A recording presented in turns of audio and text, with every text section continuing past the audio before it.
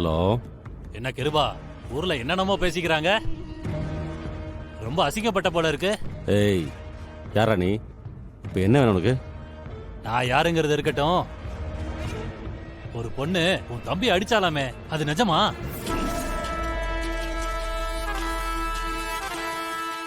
என்னடா வளர்ற? என்ன கிருபா, எதுவுமே தெரியாத மாதிரி பேசுற? நிஜமாவே தெரியாதா இல்ல இதெல்லாம் வெளியே தெரிஞ்சா அசிங்கம் நடிக்கிறியா? டேய், நீ பேசுறது கிருபா கிட்ட ஞாபகம் இருக்குல்ல? நல்லா ஞாபகம் இருக்கு.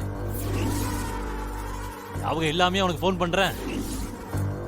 ரொம்பலைங்கன்னா அடக்க உடக்கமா வீட்டுக்குள்ளேயே இருக்கணும்னு என்னென்னமோ பேசுவ. கடைசியில் உங்க வீட்டுல ஒருத்தன், அதுவும் தம்பி, பொம்பளை கிட்ட அடி வாங்கியிருக்கான்.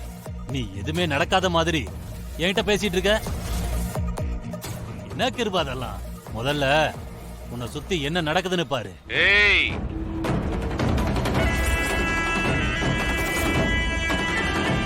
அத்தூராமன் கோயில் திருவிழா கிளம்பிட்டோம்டா. நீ எங்க என்ன பண்ணிட்டு இருக்க?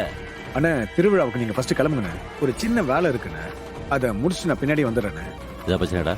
அண்ணா, அப்படிலாம் ஒண்ணும் இல்லைண்ணே, எந்த பிரச்சனையும் இல்லைண்ணே.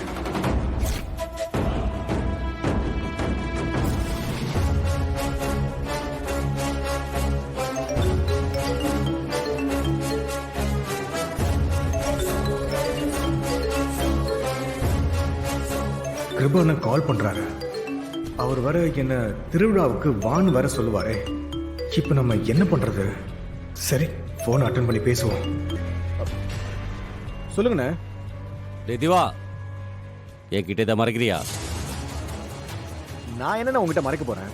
ஏய், பார்ல வச்சு உன்னை ஒரு பொண்ணு அடிச்சாடா.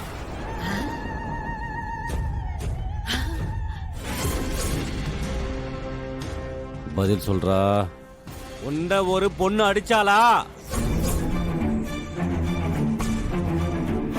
சொல்றான்ற. ஆமாண்ணே. என்னடா சொல்ற? போயும் போயும் ஒரு பொம்பளை ஒரு அடிச்சிருக்கா. அத எவனோ ஒருத்தன் போன் பண்ணி நக்கல என்கிட்டயே சொல்றான். என்னடா திவா, என்ன நடக்குது? எனக்கு எவ்வளவு அவமானமா இருக்கு தெரியுமா? என் புருஷனை ஒரு பொண்ணு அடிச்சுட்டாளா? நல்லா வாங்கட்டும். ஏன்டா அடிச்சா? அண்ணே, நம்ம இடத்துல பார் நடத்த கூடாதான், அதுக்காக தான் என்ன அடிச்சா. என்னது?